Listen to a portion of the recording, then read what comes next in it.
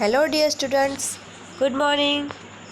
आज हम बात कर रहे हैं हमारे हिंदी में हमारा यूनिट नंबर 3 जिसकी वर्कबुक की एक्सरसाइज। इसमें हमने क्वेश्चन नंबर 1, 2 एंड 3 पहले कंप्लीट कर लिया है और अभी हम यहाँ बात कर रहे हैं क्वेश्चन नंबर 4 की, जिसमें है निम्नलिखित प्रश्नों के उत्तर एक एक वाक्य में लिखिए।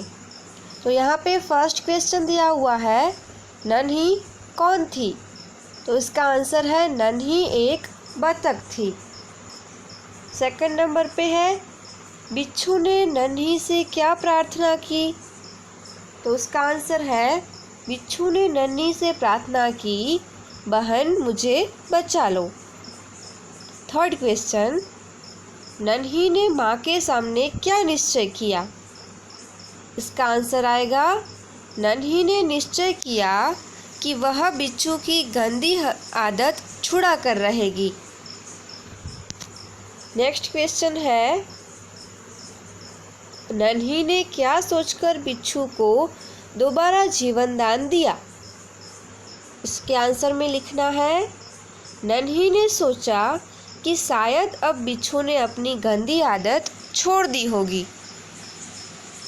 नेक्स्ट क्वेश्चन है बुरे व्यक्ति को हम सही रास्ते पर कैसे ला सकते हैं, उसमें आपको लिखना है बुरे व्यक्ति के साथ बार बार भलाई का काम करके उसे सही रास्ते पर ला सकते हैं। और लास्ट क्वेश्चन जो है समझदार नन्ही कहानी से हमें क्या सीख मिलती है, तो इसके आंसर में आएगा इस कहानी से हमें सीख मिलती है कि धीरज और प्रेम से हम बुरे व्यक्ति की बुराई भी छुड़ा सकते हैं। ओके, देन नेक्स्ट है क्वेश्चन नंबर 5, निम्नलिखित वाक्य किसने किससे कहा है, तो यहाँ पे ऊपर पहले सेंटेंस दिए हुए हैं। फर्स्ट सेंटेंस है माँ मैं उसकी गंदी आदत छुड़ा कर रहूँगी, तो ये नन्ही ने अपनी माँ से कहा है। पहली ब्लैंक में आएगा यहाँ पे नन्ही और उसके बाजू में दूसरी ब्लैंक है, उसमें आएगा अपनी माँ।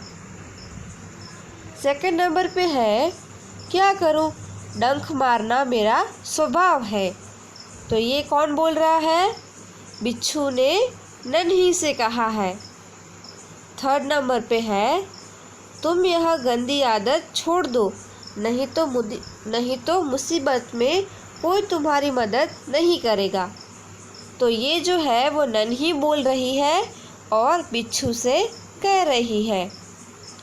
फोर्थ नंबर पे क्वेश्चन है भलाई करना मेरा स्वभाव है, तो ये सेंटेंस नन्ही बोल रही है और बिच्छू से कह रही है।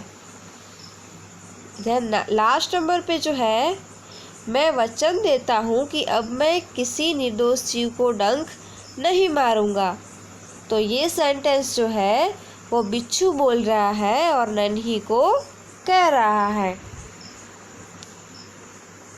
आगे क्वेश्चन है घटनाओं को उनके सही क्रम में लिखिए, तो यहाँ पे मैंने जो उनका सही क्रम है उसमें ही लिखा है, तो यहाँ पे आंसर ही दिए हुए हैं। तो फर्स्ट में मैंने लिखा है नन्ही ने बिच्छू को दलदल में फंसा हुआ देखा। दूसरे नंबर पे आएगा नन्ही बिच्छू की आवाज़ सुनकर दौड़ती आ गई। थर्ड नंबर पे आएगा नन्ही ने बिच्छू को दलदल से निकालकर सूखे स्थान पर रख दिया। फोर्थ नंबर पे है बिच्छू ने नन्ही को डंक मार दिया। और लास्ट में आएगा नन्ही अपनी माँ के पास गई। नेक्स्ट क्वेश्चन है निम्नलिखित प्रश्नों के उत्तर लिखिए। यहाँ पे आपको क्वेश्चन के लॉन्ग आंसर लिखने हैं। तो फर्स्ट है डंक मारने पर नन्ही ने बिच्छू से क्या कहा, उसका आंसर आएगा डंक मारने पर नन्ही ने बिच्छू से कहा कि मैंने तो तुम्हारी जान बचाई थी, फिर भी तुमने मुझे डंक मार दिया। तुम यह गंदी आदत छोड़ दो, यदि तुम इसे नहीं छोड़ोगे तो मुसीबत में कोई तुम्हारी मदद नहीं करेगा। सेकंड नंबर पे क्वेश्चन है, बिच्छू के स्वभाव के बारे में माँ ने नन्ही को क्या कहा? उसका आंसर है, बिच्छू के स्वभाव के बारे में माँ ने नन्ही को कहा कि बिच्छू अपनी आदत का गुलाम है। उसे चाहे कितनी बार बताया जाए वह बार बार डंक मारता रहेगा। देन थर्ड नंबर पे क्वेश्चन है, बिच्छू को पछतावा क्यों हुआ? तो उसका आंसर है, नन्ही ने बिच्छू के साथ भलाई की थी, फिर भी बिच्छू ने डंक मारने की आदत नहीं छोड़ी। उसने दूसरी बार नन्ही को डंक मारने की कोशिश की। इस बार उसे अपनी गलती समझ में आई, इसलिए बिच्छू को पछतावा हुआ। फोर्थ क्वेश्चन है, नन्ही बतख का स्वभाव कैसा था? उसका आंसर आएगा, नन्ही की माँ ने उसे सिखाया था कि वह भलाई के काम करे। जो नन्ही के साथ बुरा बर्ताव करता था उसके साथ भी वह अच्छा व्यवहार करती थी। किसी से बदला लेने के लिए वह अपनी अच्छी आदत छोड़ना नहीं चाहती थी। इस तरह सबकी भलाई करना ही नन्ही का स्वभाव था। आगे है समानार्थी शब्द लिखिए। फर्स्ट है नदी, तो नदी का समानार्थी शब्द होता है सरिता। दूसरा है स्थान, तो उसका होगा जगह। फिर है स्वभाव, तो स्वभाव का समानार्थी होता है प्रकृति। फोर्थ नंबर पे है मुसीबत, जिसका समानार्थी होगा संकट। फिफ्थ नंबर पे है प्रसन्न, जिसका समानार्थी होता है खुश। और लास्ट है थिरकना, यानी कि नाचना। नेक्स्ट क्वेश्चन है, शब्दों को शब्दकोश के क्रम में लिखिए। बिच्छू, नदी, शैतानी, डंक और मुसीबत।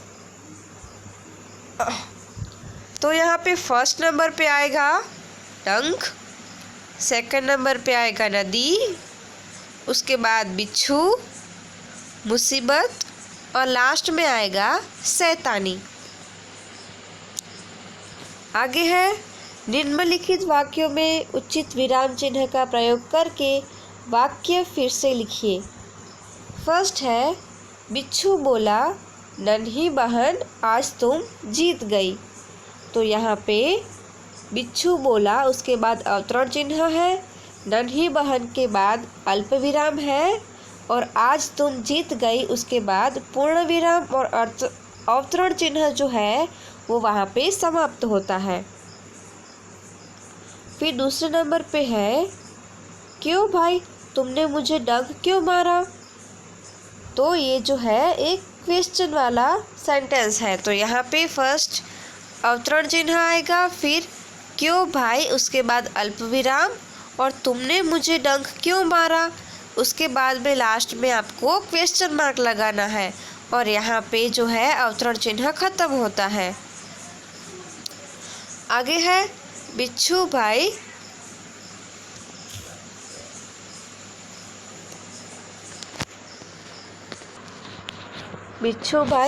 ठिठक क्यों गए, डंक मारो।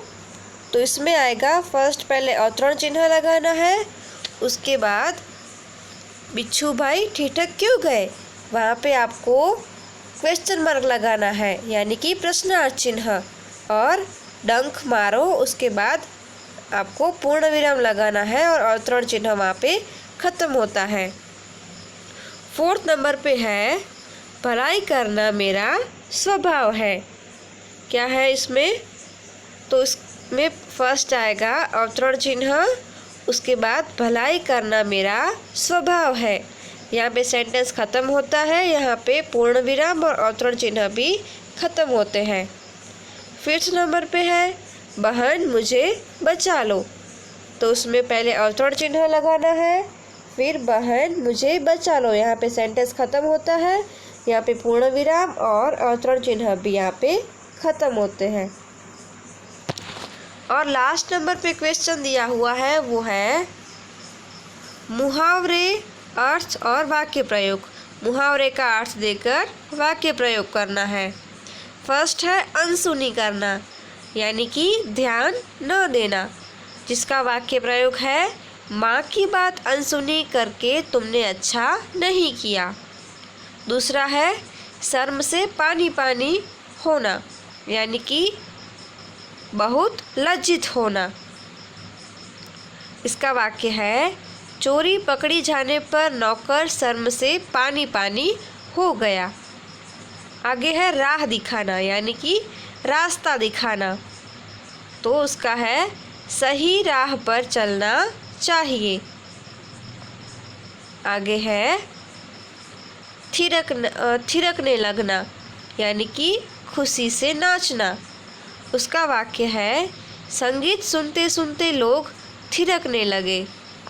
तो ओके, यहाँ पे आपकी वर्कबुक की जो एक्सरसाइज है वो यहाँ पे ख़त्म होती है। तो ये जो एक्सरसाइज है वो आपको अपनी वर्कबुक में कंप्लीट करनी है और उसका फ़ोटो मुझे सेंड करना है। Okay students, thank you, have a nice day.